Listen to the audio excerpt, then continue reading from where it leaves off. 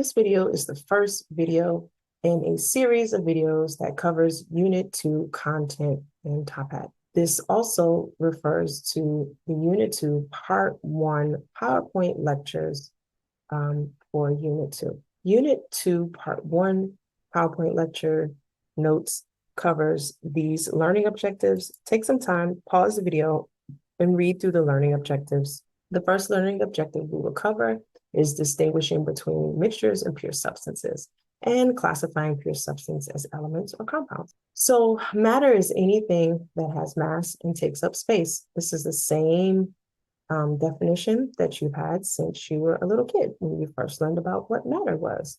And we can further classify matter into pure substances or mixtures. Mixtures can also then be further classified into homogeneous and heterogeneous mixtures, whereas pure substances can be classified further into elements and compounds. We'll take a look at the various types of elements, and compounds we'll look at in Unit 4 can be classified as ionic or molecular. What do you think is the form of matter that we encounter most in our daily lives? Think about your clothes, you, the things around you. Let's first take a look at pure substances. Pure substances, again, are elements or compounds. An element is made up of only one of the same type of atom. We sometimes see elements in what we call the molecular form, which are our diatomic elements, which are nitrogen, oxygen, hydrogen, fluorine, chlorine, bromine, and iodine. There's 7 of them.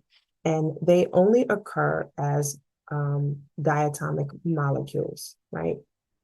However, all the rest of the elements are found as one type of atom, and they're not chemically joined together. These are always going to be chemically joined together, and they're always going to be represented by a little subscript 2. Compounds are made up of 2 or more elements chemically joined, 2 or more different elements chemically joined to each other. Notice in this model, we see all the same spheres that represent copper. Same thing we see here in this aluminum can, all the same spheres. Each one of those spheres represents one atom. In this model of water, notice that these molecules are represented by 1 oxygen and 2 hydrogens, and those are kind of smooshed together. Elements, again, cannot be separated into simpler substances by chemical means, and each element is only going to contain one type of atom. There are 118 elements that have been identified, and 91 of them occur naturally. The others have been created by scientists in the lab, and some of them have only been really, really short-lived.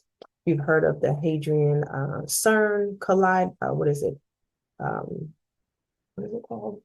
CERN. I can't think. That's particle collider, right? These particles, they take protons and electrons, and they collide them in high speed to see if they can form new elements, and they have.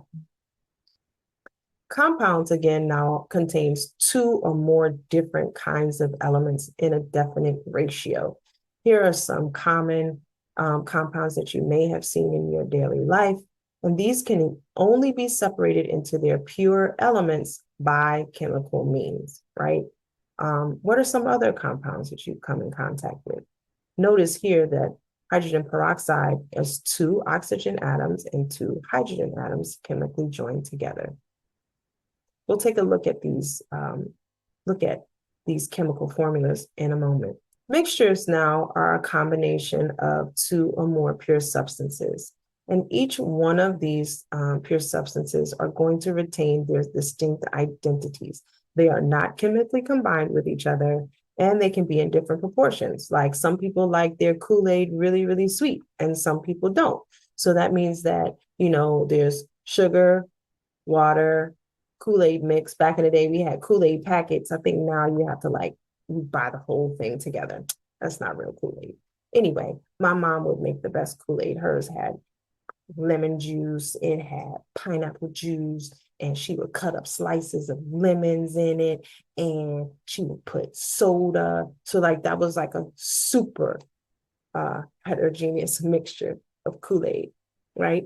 So homogeneous mixtures have the same composition throughout, but heterogeneous mixtures do not. And I would say that Coca-Cola is only like a soda or pop is only going to be a homogeneous mixture if you don't see the bubbles in it. Once you see the bubbles, then that will be considered as a heterogeneous mixture, right? So if it's flat and there's no more fizz in it, then it's going to be a homogeneous mixture. Once you can see those bubbles, then it can be classified as a heterogeneous mixture. Notice that these mixtures, you can see all of the different parts in the mixture. In the lab, if you take Chem 101, the lab, then one of your experiments is separating a mixture. You get a little vial that contains salt, sand, and I think some little zinc pieces, and your job is to separate them. Well, the only way to get rid of the salt out of the rest of the mixture is to add some water. You add water, you dissolve the salt, you pour it through a funnel with a filter paper, and the sand stays on the filter paper and the salt water flows through. You can easily pick out the zinc pieces. No need to do anything special there. But can you figure out how you would separate the salt from the water? Well, you have to heat the solution and the water evaporates, and then you're left with the salt on the bottom. Anybody ever have to have old school radiators and your house is super hot in the wintertime and you put a pot of water on the radiator?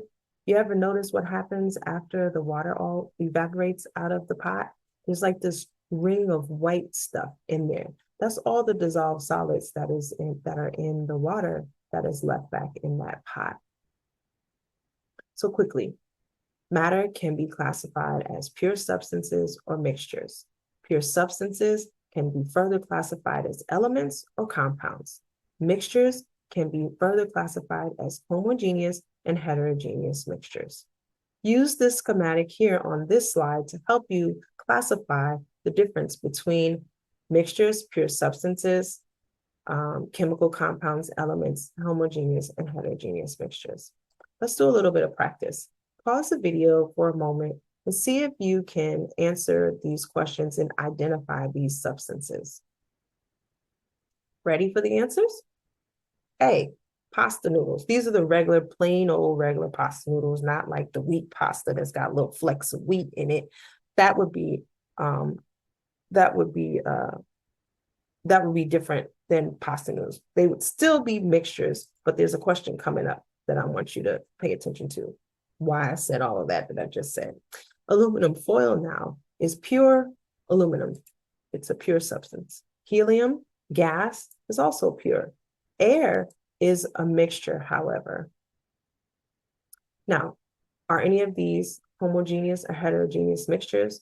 So again, regular pasta noodles, those would be a homogeneous, not heterogeneous. Wheat pasta, where you can see the flecks of wheat, that would be a heterogeneous mixture. Air is a homogeneous mixture unless it's super smoggy outside. Does anybody remember back in, was that last year?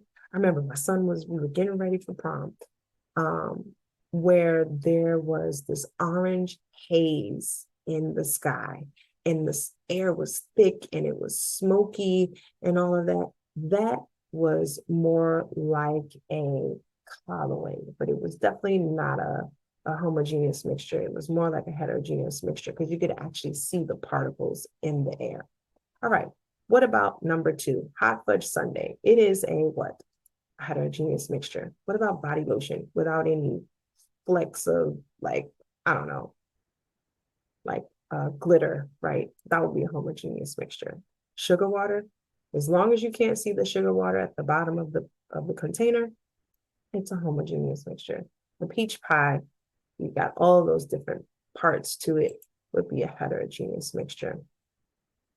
Now let's take some time to take a look at element symbols and compounds as well. So again, elements are pure substances. They cannot be broken down into simpler substances. The smallest unit of an element is an atom, and their chemical symbols are either 1-letter or 2-letter symbols. They all start with a capital letter. The two-letter symbols will be a capital letter and a lowercase letter. Make sure you pay attention to that because it'll help you identify what elements you have in a compound. When you see a capital letter next to a lowercase letter and then another capital letter, then it's most likely that those two letters together, the capital and the lowercase one, represents one element. Here we have some elements and symbols that are necessary for human life. Here are some more common elements and their symbols. You should know up to number 35 on the periodic table.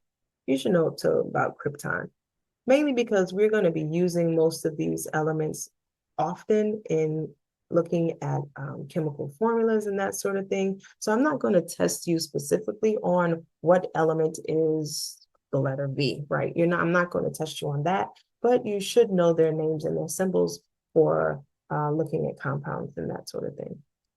Again, pause the video to see if you can answer these questions correctly on your own. All right, ready for the answers? Write the chemical symbol for each of the following elements. The first one, iodine. We represent that with a what? Correct, a capital I. How about iron? Yep, you're right. Capital F, lowercase e. How about magnesium? Capital M, capital G. Good job. How about zinc? Capital Z, capital N. Nitrogen? You've got it. It's just a single letter, capital letter N. What about the names of these following symbols? P represents what's that? You're right, phosphorus. What about capital A, lowercase o? Aluminum, correct. M, capital N. You got it, that's manganese. Capital H is hydrogen, and capital K is potassium. Yeah, this is a Latin name. It represents the Latin name, not the English name. Which of these elements are necessary for human life? All of them are. If you take a look back a couple slides, you'll see that all of these are necessary for human life. Okie dokie, table salt. Now, I want you to know this from now. Table salt is not the only salt. All ionic compounds are salts, right? Table salt is simply sodium, which is a soft, shiny metal that combines chemically with chlorine gas. Notice that chlorine gas is this green gas. And when we put them together, we have this white powder. So notice that the elements that we started with and the compound have very different chemical properties, okay? The purple spheres here represent sodium, and these green spheres represent chlorine. Notice that there are two of these green spheres for chlorine. So that's one of those diatomic elements, right? And when we put them together, we end up with sodium chloride, right? If we could decompose table salt, meaning that we chemically separate them, right? That means that this is a pure substance that we chemically separate, we end up with sodium metal and chlorine gas, right? So this compound can be chemically separated to make sodium and chlorine gas. And we can chemically join these two to make sodium chloride. All of these are pure substances. Sodium chloride is a pure substance that is a compound. Sodium, metal, and chlorine gas, those are also pure substances that are elements. Again, take some time to think about some other salts that you have encountered in your daily life. What about Epsom salt? Even baking soda. Chemical formulas now. Chemical formulas are the symbols of elements that are combined to form the chemical formula for compounds, right? And so each formula will have the symbol of the involved atoms and the number of each atom in that compound. So H2O represents 2 hydrogen atoms and 1 oxygen atoms. When there's no subscript, it is the invisible one. It always means that there is one of that type of atom. Here we have CH4, 1 carbon atom, 4 hydrogen atoms, right? And you can guess here how many carbon atoms, hydrogen, and oxygen atoms. Let's take a look. Stop the video, pause the video, and see if you can answer this question properly. All right, are you ready for the answers? What does C represent? Is it a compound or an element? You are correct, it's an element. What about Cu? Don't forget, elements have a capital letter. Some elements have a capital letter and a lowercase letter, so Cu is an element. What about capital H, capital I? Well, if it was capital H, lowercase I, that may be an element, but it's not. It's 2 capital letters, so that makes it a compound. Same thing for here, capital B, capital N. That's also a compound. How do we know? Because it's 2 capital letters. How about capital I, lowercase n? That is an element. What about capital H, capital BR? Well, capital H represents one element, and then the capital BR represents the next element. We know that this is a compound because we've got one capital letter, and the next is a capital letter followed by a lowercase letter.